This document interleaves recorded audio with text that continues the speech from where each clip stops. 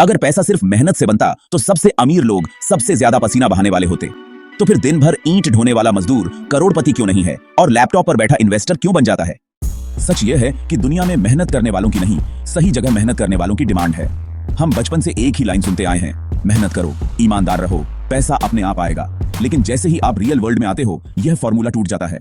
क्योंकि इकोनॉमी मेहनत को नहीं, वैल्यू को रिवॉर्ड करती है और वैल्यू हमेशा दिखती नहीं है। यही सबसे बड़ा प्रॉब्लम है। लोग मेहनत बढ़ाते जाते हैं लेकिन लेवरेज नहीं बदलते। मान लीजिए एक फैक्ट्री वर्कर दिन में 12 घंटे काम करता है, एक कंपनी ओनर दिन में 6 घंटे स्ट्रैटेजी सोचता है। दोनों मेहनत करते हैं लेकिन एक की मेहनत लीनियर है, दूसरे की मेहनत स्केलेबल है। सवाल यह नहीं है कि आप कितना काम करते हो, सवाल यह है कि आपकी मेहनत कितने लोगों तक पहुंच रही है। अब मिस्ट्री यह है कि कुछ लोग कम मेहनत में ज्यादा पैसा कैसे बना लेते हैं। क्या उनके पास सीक्रेट टैलेंट है या सिस्टम उनके फेवर में काम करता है?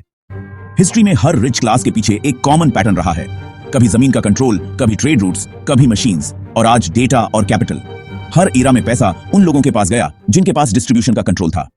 जियोपॉलिटिक्स। ब्रिटिश एम्पायर ने भारत में सबसे ज्यादा मेहनत नहीं की, उन्होंने सिस्टम कंट्रोल किया। Tax system, trade monopoly, currency flow. यही वजह थी कि वेल्थ फ्लो इंग्लैंड की तरफ गया। ट्विस्ट यह है कि भारत में किसान मेहनत कर रहा था, इंग्लैंड में बैंकर इंटरेस्ट कमा रहा था। एक पसीना बहा रहा था, दूसरा सिस्टम चला रहा था। तो क्या आज भी वही गेम चल रहा है, बस प्लेयर्स बदल गए हैं? इस गेम को समझने के लिए हमें इंडस्ट्रियल रेवोल्यूशन में जाना होगा। इंडस्ट्रियल रेवोल्यूशन से पहले मेहनत और पैसा थोड़ा कनेक्टेड थे, लेकिन मशीन आने के बाद इक्वेशन बदल गई।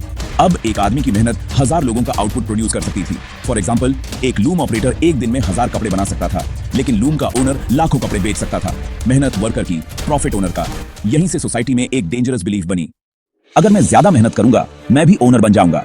लेकिन रियलिटी में ओनर बनने के लिए मेहनत से ज्यादा एक्सेस चाहिए, और यही असली ट्विस्ट है ना? एजुकेशन सिस्टम ने भी यही सिखाया, अच्छे मार्क्स लाओ, अच्छी जॉब पाओ। लेकिन किसी ने यह नहीं सिखाया कि सिस्टम कैसे बनाया जाता है, और यहीं से मिडिल क्लास ट्रैप शुरू होती है। अब असली एनालिसिस शुरू होता है। एनालिसिस शुरू करने थे। मनी 3 चीजों से बनता है, लेवरेज, टाइमिंग और पोजीशन। लेवरेज मतलब आपकी मेहनत कितनी दूर तक जाती है। जॉब में आपकी मेहनत सिर्फ आपके बॉस तक जाती है, बिजनेस में आपकी मेहनत मार्केट तक जाती है, और इन्वेस्टमेंट में आपकी मेहनत टाइम तक जाती है। एक सैलरीड पर्सन की इनकम 5% बढ़ती है और एक एसेट की वैल्यू 12 से 15% कंपाउंडिंग कर सकती है। फर्क मेहनत का नहीं है, स्ट्रक्चर का है। यही असली कंपैरिजन है। 2 लोग इक्वली स्मार्ट हैं, लेकिन एक सिर्फ स्किल्स सीखता है और दूसरा स्किल्स के साथ साथ ओनरशिप भी बनाता है। 10 साल बाद जो गैप बनता है वो सच में अनइमेजिनेबल होता है। कंट्रीज भी बिल्कुल यही करती हैं। अमेरिका मिलिट्री से नहीं बल्कि डॉलर सिस्टम से पावरफुल बना। ऑयल ट्रेड डॉलर में होता है, डेट डॉलर में है, और वेल्थ फ्लो भी डॉलर में ही है। यहीं पर असली ट्विस्ट है। मनी इमोशन से नहीं, इक्वेशन से चलता है। तो कमबैक कैसे होगा? पहला स्टेप, मेहनत बंद मत करो, लेकिन ब्लाइंड मेहनत भी मत करो।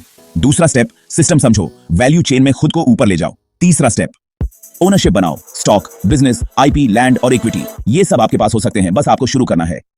एग्जाम्पल के तौर पर, एक YouTube वीडियो बनाने में मेहनत लगती है, लेकिन वही वीडियो सालों तक व्यूज लाता है। ये मेहनत नहीं, ये एक एसेट है। गरीब आदमी पूछता है, मैं ज्यादा कैसे काम करूं? अमीर आदमी पूछता है, मैं स्मार्ट लेवरेज कैसे बनाऊं?